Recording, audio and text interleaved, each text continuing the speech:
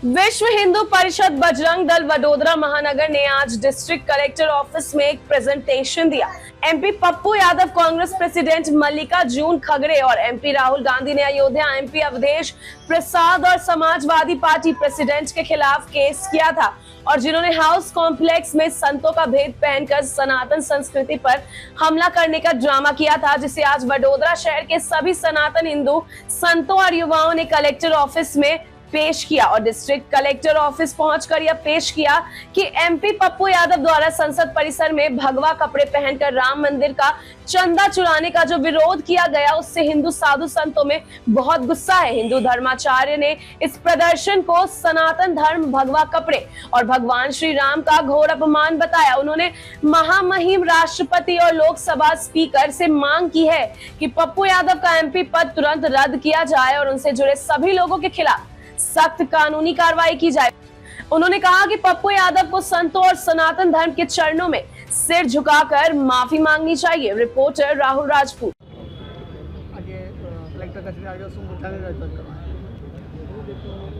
बोल जय जय श्री राम।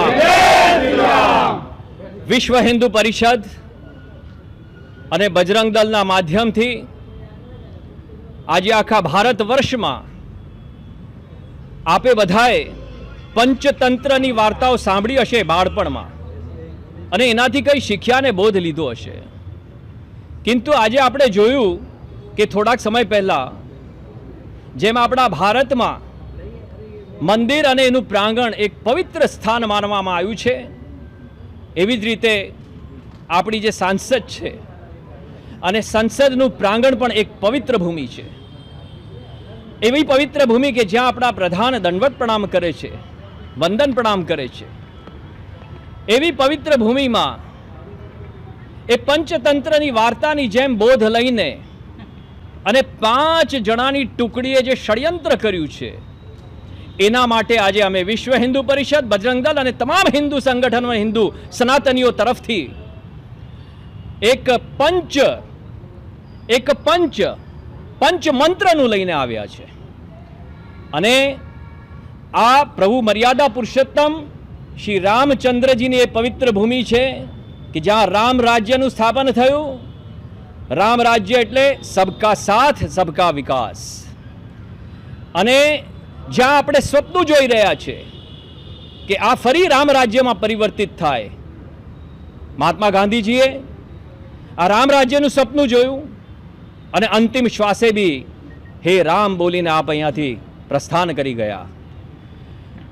તો મિત્રો, મારે આપને એટલું જ કહેવું છે કે આ રામ રાજ્યનું સપનું જોતા કે જે મર્યાદા પુરુષોત્તમ પ્રભુ શ્રી રામચંદ્રજીના ચરણ શરણ માટે હજારો કરોડો ઋષિ મુનિઓને આજે પણ પ્રત્યેક સનાતની, પ્રત્યેક હિન્દુ, પ્રત્યેક ધાર્મિક ભક્ત એમના ચરણ શરણને પામવા માટે સમર્પિત છે, ત્યાં આ પંચ ટુકડી જે છે ષડયંત્ર યોજનારી, એ લોકો પ્રભુ શ્રી રામચંદ્રજીના સ્વરૂપને ચરણમાં ધરે છે અને બી ક્યાં? આપણા અખંડ મહાન ભારતના સંસદના પવિત્ર પ્રાંગણમાં। આ જે અપમાન છે અને એ પણ ભગવાધારી વેશ ધરીને, આ બિલકુલ અસહ્ય છે, આ બિલકુલ આપરાધિક છે। આનું પ્રાયશ્ચિત આ પંચ ટુકડીએ કે એમની કઠપુતલીઓએ પ્રત્યેક હિન્દુ સનાતન વૈદિક ધર્મના ભક્તો, પ્રત્યેક ભારતના નાગરિક અને પ્રત્યેક જનમાનસથી માફી માંગીને, નાક રગડીને અને પ્રાયશ્ચિત કરવાની જરૂર છે। બીજું આપને એ કહેવા માંગુ છું કે આ લોકો બહાર નીકળીને કહે છે કે આખું તંત્ર હલાવી દીધું। તો વાલા મિત્રો, આ લોકો તંત્ર હલાવવા સાંસદમાં બેઠા છે કે તંત્રને સ્થિર કરવા માટે બેઠા છે? આ એક બહુ મોટો પ્રશ્ન છે અને જે લોકો આપણા રાષ્ટ્રને, આપણા દેશને સ્થિર કરવા માટે અંદર બિરાજમાન છે, આ લોકોને જોવામાં આવ્યું હશે કે લગભગ બહાર જ હોય છે। આ લોકો સંસદના પ્રાંગણમાં હોય છે, માર્ગ પર હોય છે, આંદોલનોમાં હોય છે કે ક્યાંક આ લોકો બહાર જ હોય છે, કારણ કે આમાંથી અમુક જે અધ્યક્ષો છે એ બહારના છે, ભારતના નથી। અને બહારના હોવાથી બહારની વાતો, બહારની હવાઓ, બહારની ઇન્ફ્લુએન્સ આપણા હિન્દુ સનાતન વૈદિક ધર્મ પર પ્રહારો કરવા માટે એનું માધ્યમ બનાવીને અને આચરણ કરી રહ્યા છે.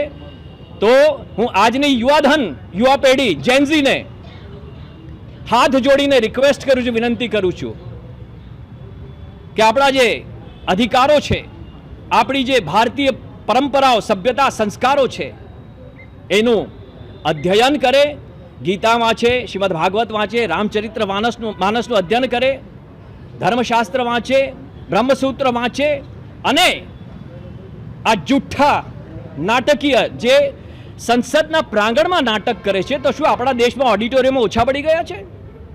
અને ત્યાં નાટક ભજવતા હોય છે આવા નાટકીયો વ્યક્તિઓને, આસુરોને આપણે સંસદમાંથી પણ બહાર કાઢવા જોઈએ અને સનાતન સંસ્કૃતિમાંથી બી બહાર કાઢવા જોઈએ, એવો અમારો સંકલ્પ છે. આ સાથે